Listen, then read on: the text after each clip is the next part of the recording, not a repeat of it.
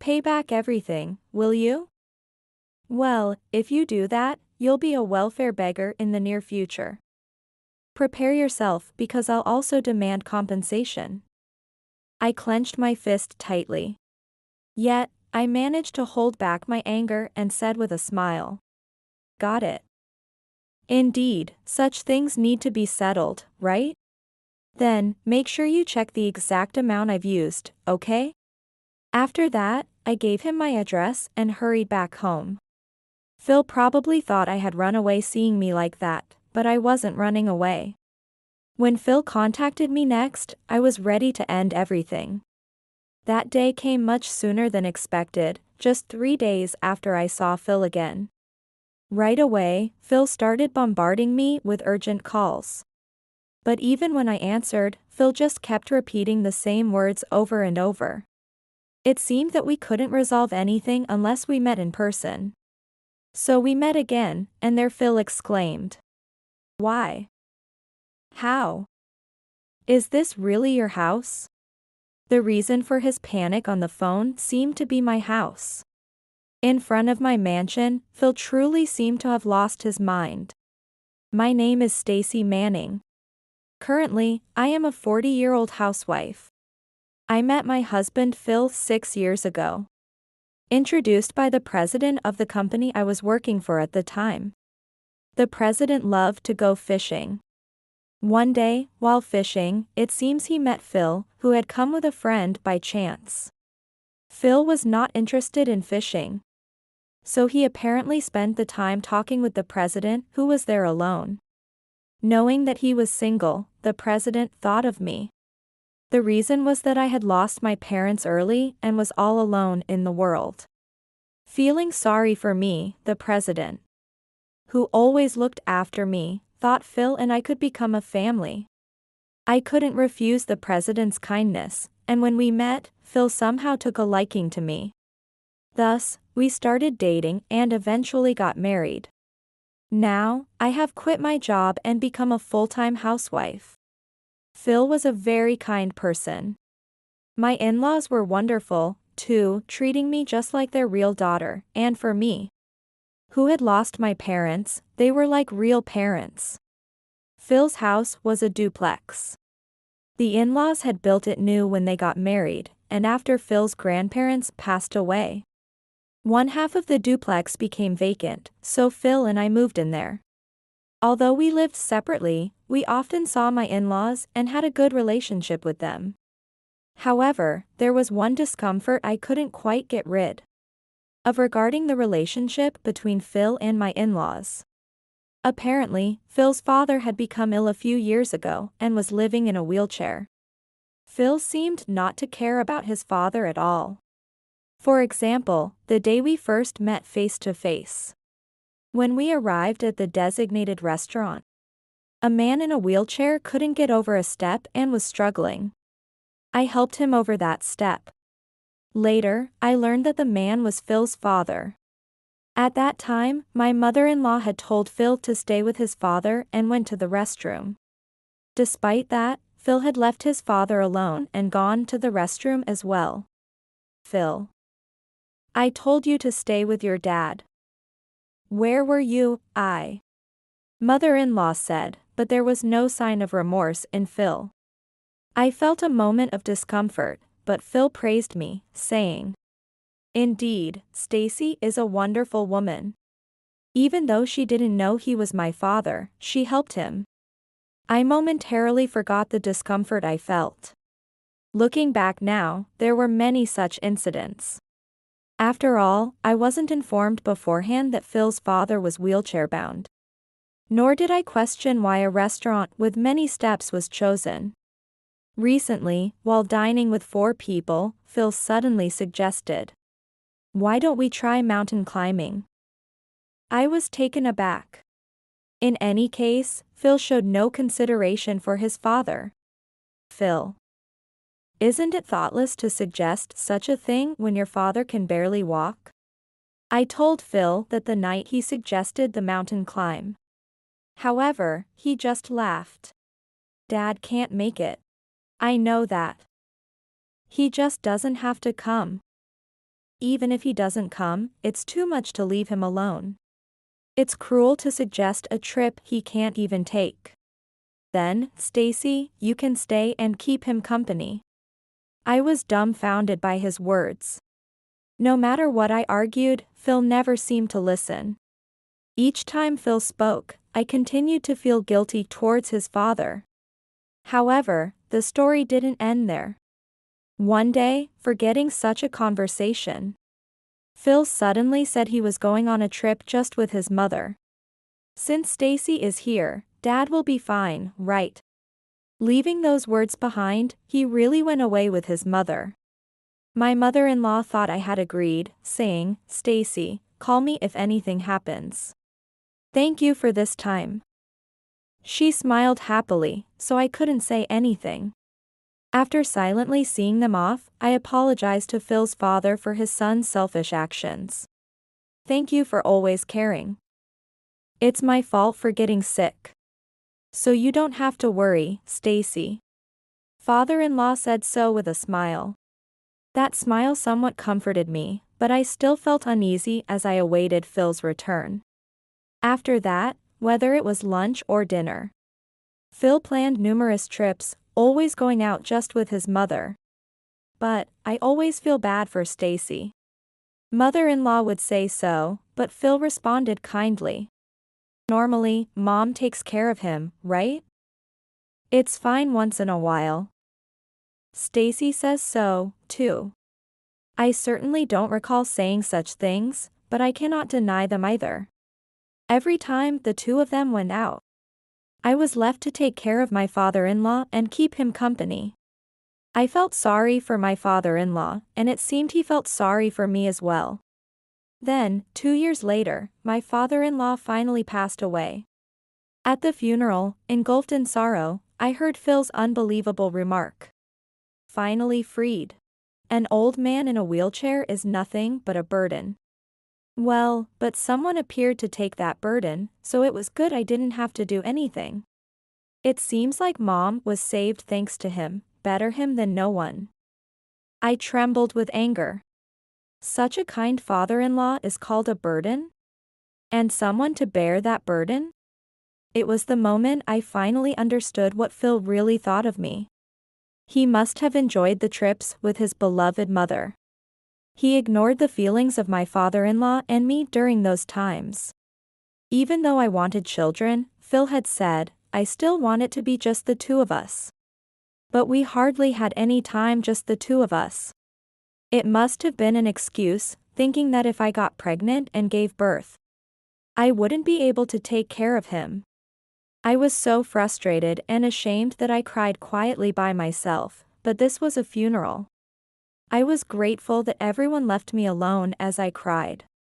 Of course, my mother-in-law probably didn't mean that.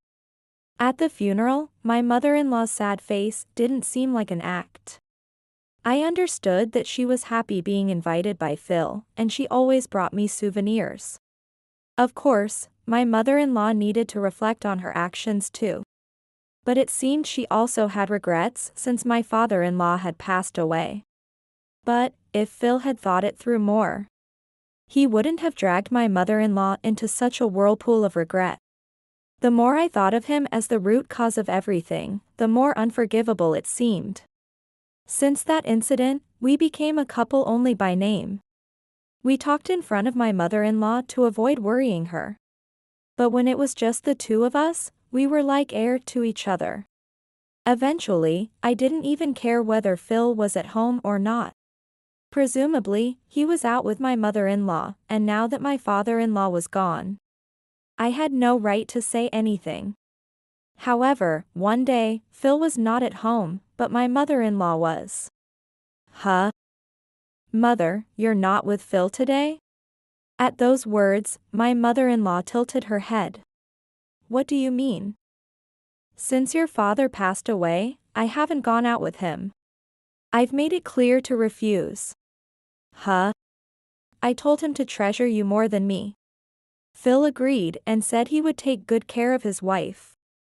I was shocked at those words. Taking care of his wife? He didn't even talk to me, yet he said such things to please my mother-in-law. I said, I'm sorry to say this, but there's no love between us anymore. Taking care of his wife is out of the question. I can't imagine Phil taking care of his wife. That's so. My mother-in-law seemed genuinely shocked by this revelation. But I couldn't stand it anymore. Even pretending to be a happy couple was painful. But then, where is Phil going? He's hardly ever home anymore, day or night. Indeed. I thought he was always out with you. We looked at each other. Now that we realized we both thought he was with the other, where was Phil really going? That day, I confronted Phil when he returned home late. You're late. Where have you been until this time? Phil stopped dead when I spoke to him. He hadn't expected me to say anything when it was just the two of us. I was out dining with Mom. Phil mumbled his answer, obviously a big lie. If he was with his mother, I wouldn't have said anything. Knowing this, he must have used that excuse.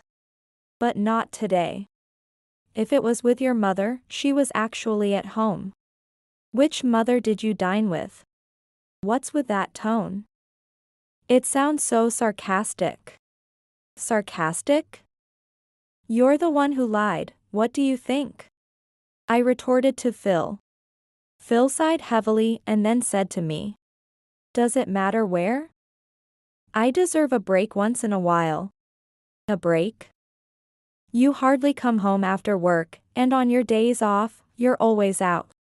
You pushed the care of your father onto me even when he was alive. I snapped, raising my voice. Phil seemed to have something on his mind in response to my words. But since it was true, he couldn't retort. Desperate, Phil also raised his voice. Shut up, you nag. Mom likes you, so even though you were no longer needed, I kept you here. If you have so many complaints, just leave. Such terrible words. But I desperately controlled my anger. Thinking I had nothing to say, Phil said triumphantly. You'd be in trouble, right? Where would a housewife with no relatives go if I threw you out, huh?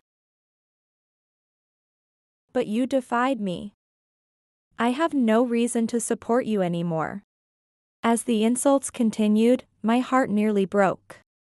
I didn't regret complaining to Phil. I didn't expect him to understand. But he had no right to say these things. If you're leaving, that's perfect. There's another woman who wants to marry me. I wouldn't be troubled if a woman like you disappeared. What? Are you saying you've been cheating? I, who had been silent, returned words at that. Cheating? Don't accuse me of anything I haven't done. But you just said there's a woman who wants to marry you. Yeah. I'm serious. It's a good opportunity for you to leave and for me to remarry. And so, we ended up getting divorced. Only my mother-in-law kept crying and apologizing, which made my eyes well up too. From meeting at 35 to divorcing at 40, I think I truly wasted some precious years. But from here on, I think of it as a new life and I'm determined to do my best. About a year after the divorce, I finally got used to my new life and regained a peaceful existence. The president of my previous company, knowing my situation, rehired me. And work was going well. One day, on my way home from work, I stopped at the supermarket. I was tired and reached for half-priced food. Then, I spotted my favorite cheesecake in the discount section and stopped. Just as a familiar voice reached my ears. I thought it was some disgraceful old hag. I looked up at the voice. There was Phil, brazenly peering into my basket and laughing. Lonely, huh? A discounted food, really? It's none of your business. As I grabbed the cheesecake and tried to leave, Phil said. Oh, right. You used Dad's savings, didn't you? Your father's savings? I don't know what you're talking about. Don't lie. You were buying stuff like diapers when you were taking care of him, right? I was surprised by his words. Of course. Besides, I had permission from his parents for that. They had asked me to buy those things, so there was no reason for Phil to say such things now. That was. I tried to respond, but Phil smirked triumphantly. Pay back everything, will you? Well, if you do that, you'll be a welfare beggar in the near future. Prepare yourself because I'll also demand compensation. I clenched my fist tightly. Yet, I managed to hold back my anger and said with a smile. Got it. Indeed, such things need to be settled, right? Then, make sure you check the exact amount I've used, okay? Putting on a brave face. Phil laughed, but I didn't rise to his provocation. And quickly took out a memo from my bag to write down my address. Also, I live here now. We need to have a discussion, so please contact me later. I quickly finished speaking, handed over the address, and hurried home. Phil probably thought I had run away seeing me like that, but I wasn't running away. The next time Phil contacted me, I was ready to end everything. I had made up my mind. It happened just 3 days after our reunion. I was at work. Suddenly, I noticed that Phil had been calling me repeatedly. I wondered if something had happened. Just then, another call came in. I hurriedly answered, thinking something might have happened to my mother-in-law. Hello? What's going on? Over the phone, Phil shouted. What is this? What? I'm outside your house right now. What the hell is going on? I didn't understand what he meant. But Phil was muttering something, almost in a frenzy. Had he gone mad? Though I felt his madness, I asked calmly again.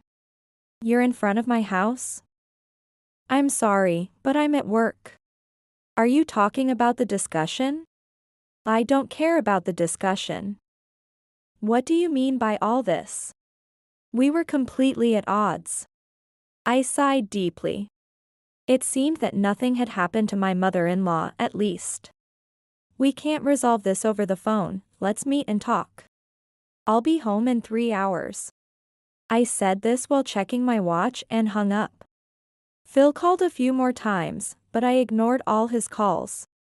When I hurried home after work and approached my house, I saw Phil waiting there. Have you been here all this time? Noticing me, Phil approached with a furious expression and raised his voice. What does this mean? What about? You need to specify. Hearing my words, Phil pointed at my house and opened his mouth again. Why? How? Can you live in such a magnificent house?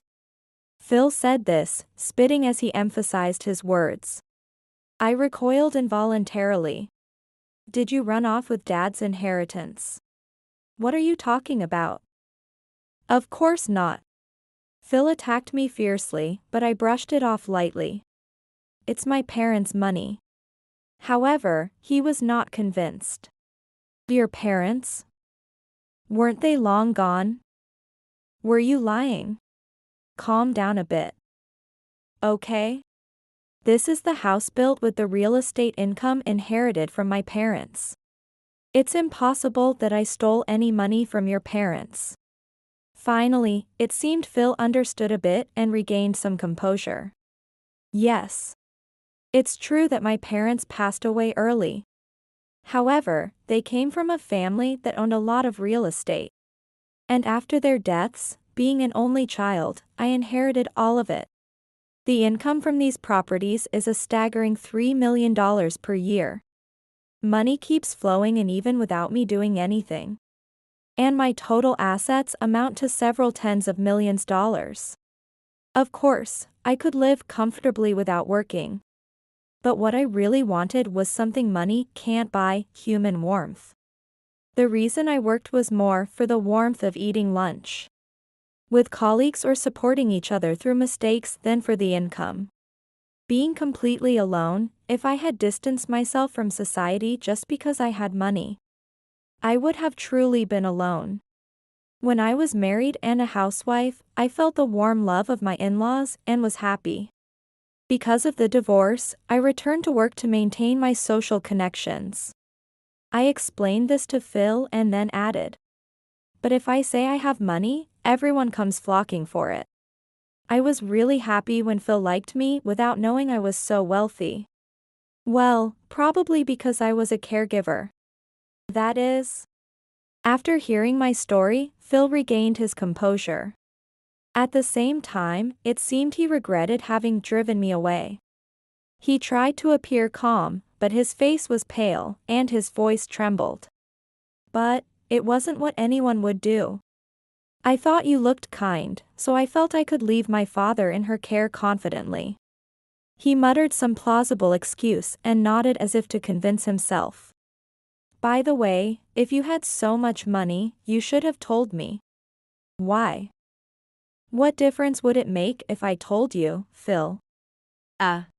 Well, that is, like managing it." Phil seemed desperate to get involved with the wealth, but it was too late. I smiled slightly and said, "If we had had a child, they would have been the ones to inherit it." "Too bad, huh?" Phil seemed to feel even more regret at my words, but still had no response. I continued, almost like delivering the final blow. "It's late today, can we possibly discuss this another time?" Was it about settling the caregiving expenses during our marriage? "Oh. Yeah. That's right, we need to settle that properly." Tormented by regret, Phil seemed to find some hope in my words and briskly looked up. However, the next moment, he would be plunged back into despair. "That's great. I paid quite a bit for your father's hospital fees. If I can get reimbursed, that would really help me." "What?" Phil froze for a moment, turning even paler. Watching his reaction, I rapidly continued. I had covered the hospital fees, right? It was about $10,200 over 3 years. Well, it was my own decision, so let's say just $10,000 is fine.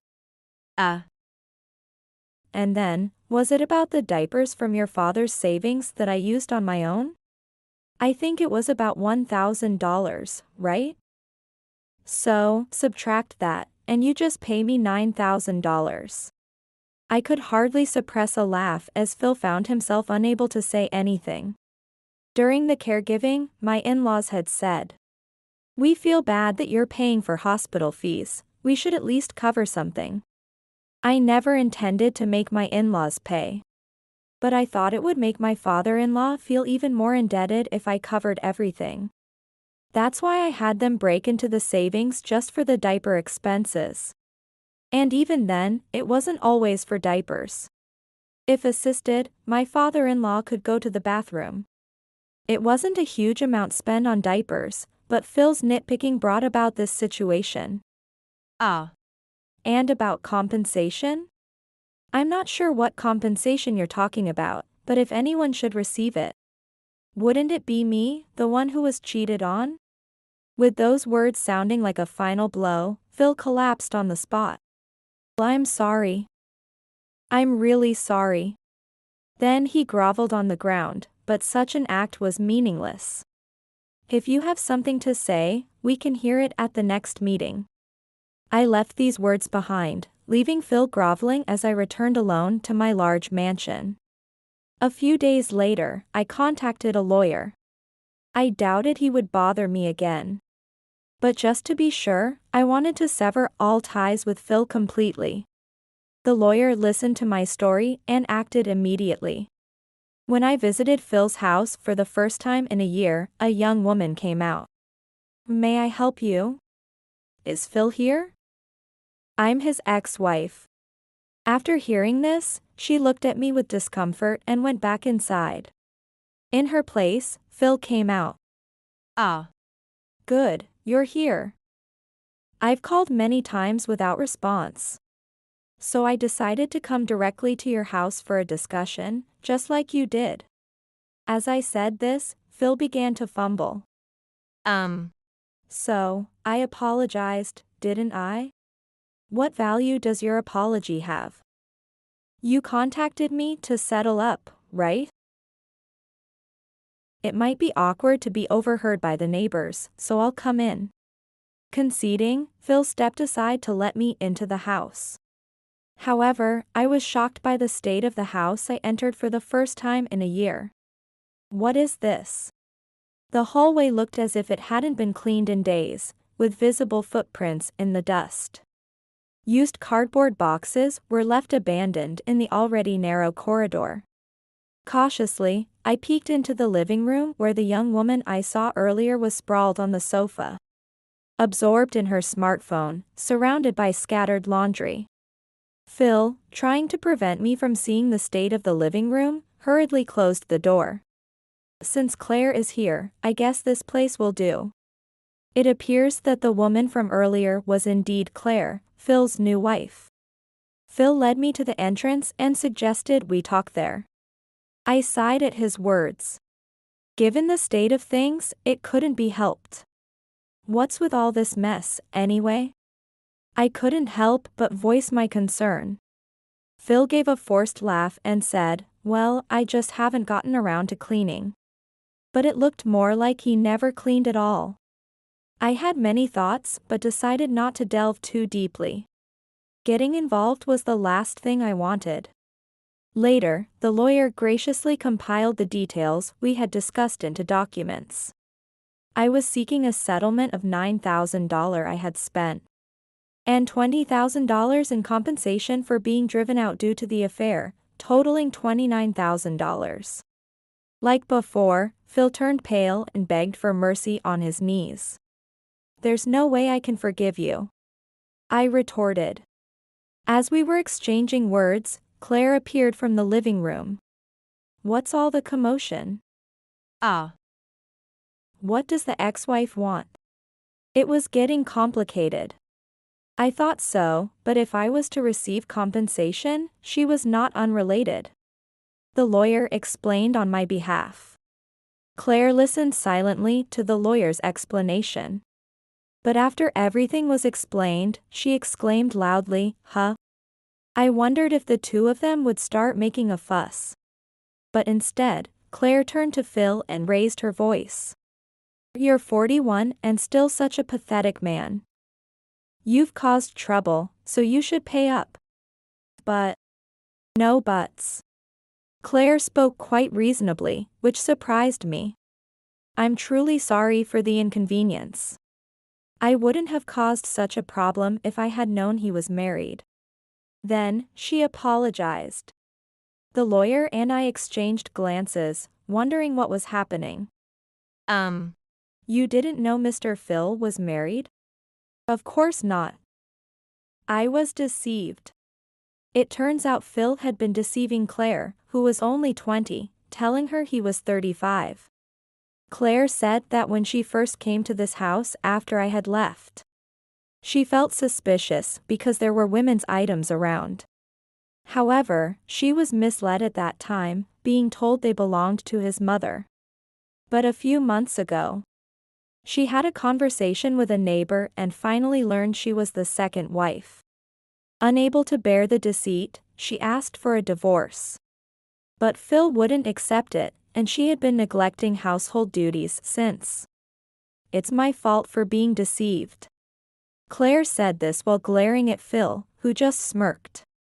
Despite her youth, I couldn't help but feel sympathy for her. "Can't we do something for her?"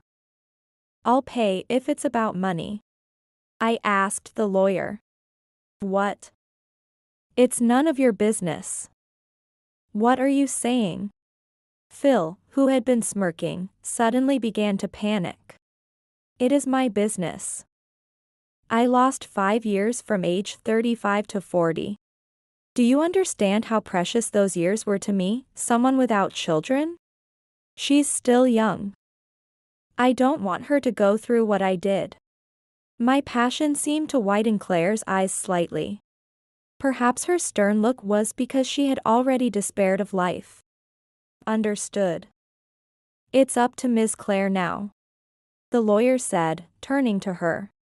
Then, with a strained voice, she murmured, "I want a divorce." Phil collapsed in despair at Claire's words. He had claimed to be serious about her. If that were truly the case, he should have been honest with her. He was probably only thinking about driving me out and marrying her. Such self-centered behavior was typical of Phil. "Is someone here?" Just as things were about to be settled, a figure emerged from the back of the house. Mother. Stacy. The mother-in-law appeared much thinner and frail, barely a year since I last saw her. And she came staggering over to me. Then she sat down in front of me. "Phil really did something terrible. I owe you more gratitude than I can ever express." She murmured the same words she had a year ago and cried. I felt my eyes well up too, but held back and asked her. More importantly, "Are you okay? You seem much thinner." "Yes. I've been out of money. I haven't been able to eat well lately." "What?" "My bank book disappeared about a month ago, and I hardly have any money left." I glared at Phil.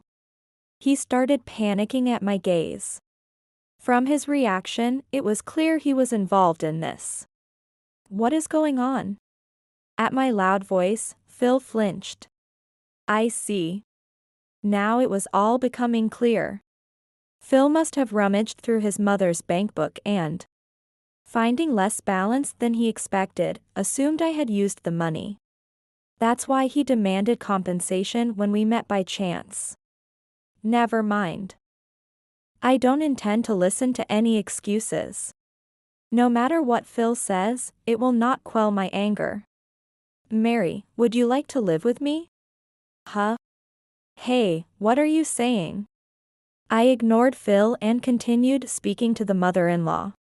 "If so, why not consider adopting her as your child?" The lawyer immediately offered his advice. I was very open to the idea. Tears welled up in the mother-in-law's eyes as she asked me again, "Is that really okay?" "Of course." I responded with a smile. "Hey, Mom. Don't be deceived by her. You have a son, remember?" But Phil was desperate not to lose his mother. The mother-in-law said, "Phil is a precious son to me." "But Stacy, you were like a daughter to me too. I still can't forgive you for driving her out." Tears streaming down her face, the mother-in-law slowly stood up. "Let me just grab my things." And then she slowly disappeared back into the house, leaving Phil in a daze. At the entrance, the lawyer, the mother-in-law, Claire, and I all left the house together. "Please watch your step, Mother." As I said this and took her hand, Phil seemed unable to respond. He probably never even bothered to show such consideration. After Claire left him, I received a call from the lawyer that the divorce had been finalized. Apparently, Phil had also been asked to pay compensation. He wanted to use that compensation to pay for my legal fees, but I refused. Claire is still young, and having money won't hurt her. I believe she will use it well for herself. In addition to paying me compensation, Phil had to pay Claire as well. The total compensation to both of us was too high for Phil's salary, and he couldn't even get a loan. Therefore, he took a loan only for Claire's compensation. And I agreed to accept mine in installments. I planned to give it all to my mother-in-law. Phil would now live a lonely life, chasing payments. Having always been self-centered, struggling just to make ends meet might be good for him. Later, I discussed it again with the mother-in-law and completed the adoption process. It's unlikely that Phil, now penniless, would come to take the mother-in-law back. But it seemed better to be prepared in case something happened. After moving in with me, the mother-in-law started regaining her vigor, resembling more of the mother-in-law I knew. Her smiles returned, and I felt truly glad. I'm so glad I met you, Stacy. Hearing this from the mother-in-law made me slightly resentful that it was thanks to Phil. But I want to do my filial duty to her, something I couldn't do for my own parents. Having gone through this experience, I decided to use most of my assets to support children who are also orphans like me, and young people who are despairing about life. Helping others isn't anything grand, but I firmly believe that as long as you keep living, there will come a day when you can laugh again. I want to share the happiness I've felt, and that's what inspired this decision.